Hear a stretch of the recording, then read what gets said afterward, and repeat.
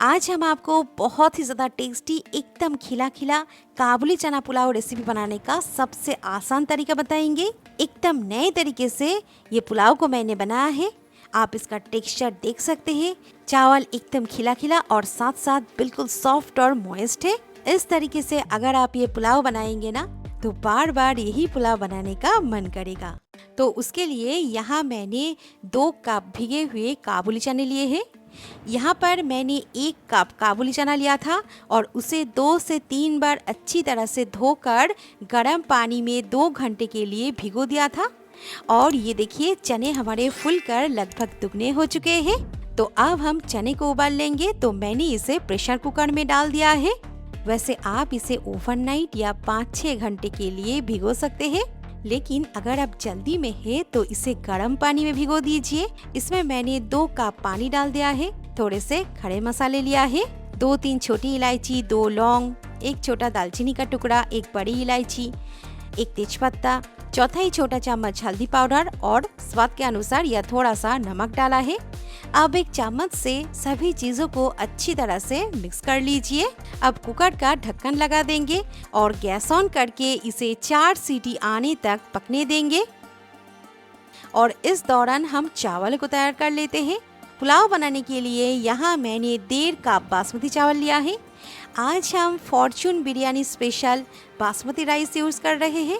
आप चाहे तो किसी भी ब्रांड का चावल ले सकते हैं। ये एक्स्ट्रा लॉन्ग ग्रेन और प्रीमियम क्वालिटी के राइस होते हैं, लेकिन अगर आपके पास नॉर्मल चावल है तो उससे भी आप ये पुलाव बना सकते हैं। ये पुलाव बहुत ही जल्दी बन जाते हैं और खाने में बहुत ही ज़्यादा टेस्टी लगते हैं। तो चावल को 2 से 3 बार अच्छी तरह से धो लीजिए और फिर इसे दुगना पानी में भिगोकर रख दीजिए। और इधर हम कुकर को चेक कर लेते हैं। कुकर में 4 सीटी आ चुकी है। अब कुकर को थोड़ा सा ठंडा करके चनों को चेक कर लेते हैं। और ये देखिए चने एकदम बढ़िया से पक चुके हैं और काफ़ी सॉफ्ट हो गए हैं। इससे ज़्यादा इसे नहीं पकाना है, नहीं तो ये मैशी हो जाएंगे। अब इससे एक्स्ट्रा पानी छान कर इसे हम साइड में रख देंगे। सबसे पहले एक कढ़ाई में 2 टेबलस्पून घी डाल देंगे। घी में पुलाव सबसे ज़्यादा टेस्टी बनता है, पर आप चाहे तो तेल भी ले सकते हैं। जैसे ही घी गर्म हो जाए इसमें हम डाल देंगे 1 छोटा चम्मच जीरा, उसी के साथ थोड़े से खड़े मसाले, 2 छोटी इलायची, 1 लौंग, थोड़ी सी जावित्री और दालचीनी का 1 छोटा टुकड़ा लिया है और थोड़ा सा जुलियन में कटा हुआ अदरक लिया है। तो इन मसालों को कुछ सेकंड्स भून लेंगे। यहाँ मैंने शाही जीरा लिया है, आप चाहे तो नॉर्मल जीरा भी ले सकते हैं। कुछ सेकंड्स बाद इसमें हम 1.5 टेबलस्पून अदरक और 1 हरी मिर्च का पेस्ट डाल देंगे। 2 मिनट बाद ये देखिए मसाले हमारे अच्छे से भुन गए हैं और इनका रंग भी थोड़ा सा चेंज हो चुका है। अब हम इसमें 2 डाइस में कटे हुए आलू डाल देंगे। इस पुलाव में आलू डालने से पुलाव का स्वाद और भी बढ़ जाता है। आलू को हमें लाइट गोल्डन होने तक फ्राई कर लेना है। 2-3 मिनट बाद ये देखिए आलू का कलर लाइट गोल्डन आ चुका है। आलू के ऊपर एक फ्राइड कोटिंग सा आ चुका है। तो अब हम इसमें डाल देंगे 1/4 छोटा चम्मच हींग। तो अच्छे से मिक्स कर लेंगे। अब हम इसमें 2 डाइस में कटे हुए टमाटर डाल देंगे। तो टमाटर को डाल के अच्छे से मिक्स कर लेंगे। आप चाहे तो इस वक्त 2 प्याज के स्लाइसेस और लहसुन का पेस्ट भी डाल सकते हैं, पर आज हम बिना प्याज लहसुन के ये बहुत ही टेस्टी और फ्लेवरफुल पुलाव बना रहे हैं। टमाटरों को हमें अच्छे से भून लेना है जब तक ये थोड़ा सा सॉफ्ट और मैशी ना हो जाए। 2-3 मिनट बाद ये देखिए टमाटर थोड़े से सॉफ्ट हो गए हैं।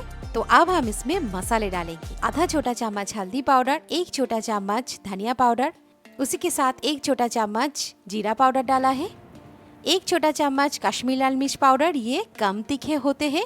साथ ही आधा छोटा चम्मच छोले मसाला डाला है। स्वाद के अनुसार नमक डाल के मसाले को सब्जी के साथ अच्छे से मिक्स कर लेंगे।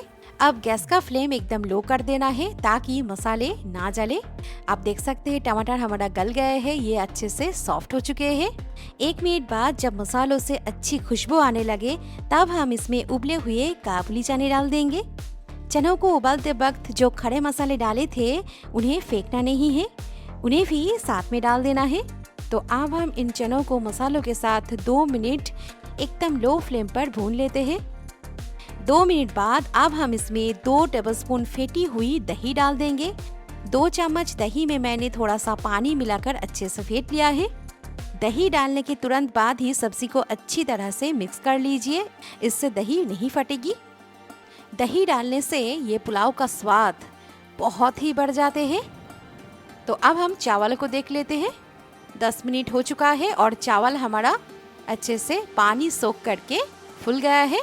तो अब हम इससे एक्स्ट्रा पानी छान लेंगे और इसमें हम ये भीगे हुए चावल को डाल देंगे। चावल को डालकर सब्जी के साथ अच्छे से मिक्स कर लीजिए। गैस का फ्लेम एकदम लो कर देंगे और इस वक्त चावल को हमें 2 मिनट हल्का सा भून लेना है। इससे पुलाव का टेक्सचर बहुत ही बढ़िया आएगा और चावल एकदम खिला खिला बनेगा।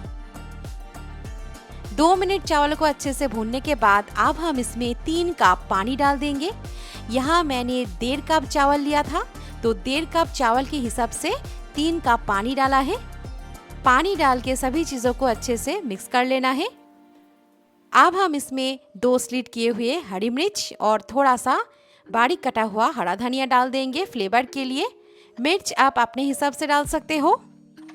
तो अच्छे से मिक्स कर देने के बाद अब हम इसे ढक देंगे और ढककर इसे तेज आंच पर 6 से 7 मिनट पकने देंगे। उसके बाद फ्लेम एकदम धीमी कर देंगे और 5 मिनट और पकाएंगे। और जब तक चावल पक रहे हैं तब तक हम एक स्पेशल मसाला तैयार कर लेते हैं। यहाँ मैंने कुछ खड़े मसाले लिए हैं, यानी जो गरम मसाले होते हैं वही लिए हैं। उसी के साथ थोड़ी सी जावित्री और जायफल भी लिया है। अब इन मसालों को हल्का सा कूट लेते हैं। ये जो कुटा हुआ मसाला है इससे पुलाव का स्वाद एकदम बेमिसाल आएंगे। और इधर हम पुलाव को चेक कर लेते हैं। एकदम धीमी आंच पर 5 मिनट पकाने के बाद अब हम इसमें वो स्पेशल कुटा हुआ मसाला डाल देंगे जो हमने अभी तैयार किया था। लगभग आधा छोटा चम्मच डालना है। उसी के साथ थोड़ा सा और कटा हुआ हरा धनिया भी डाल देंगे। अब चावल को हल्के हाथों से मिक्स कर लेंगे। आप देख सकते हैं चावल एकदम खिले खिले बने हैं और साथ साथ सुपर मॉइस्ट भी है। इसमें बिल्कुल भी एक्स्ट्रा पानी नहीं है। अब इसे फिर से ढक देंगे और एकदम धीमी आंच पर इसे 2-3 मिनट और पकने देंगे।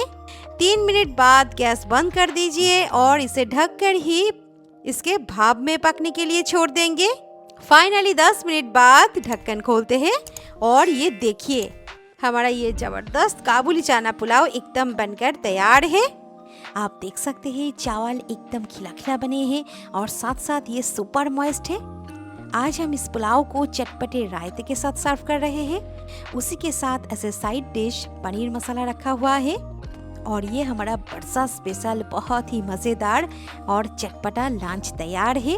आप इसे इस तरह से एक बार ज़रूर ट्राई कीजिएगा, आपको बहुत ही पसंद आएगा। अगर ये रेसिपी आपको पसंद आए तो वीडियो को लाइक करना बिल्कुल ना भूलिए। ऐसे ही नए नए रेसिपीज़ देखने के लिए सब्सक्राइब कीजिए श्रीतमास किचन चैनल को। साथ में बेल बटन में क्लिक करना बिल्कुल ना भूलें। तो मिलते हैं और एक नए रेसिपी के साथ। Thank you, take care.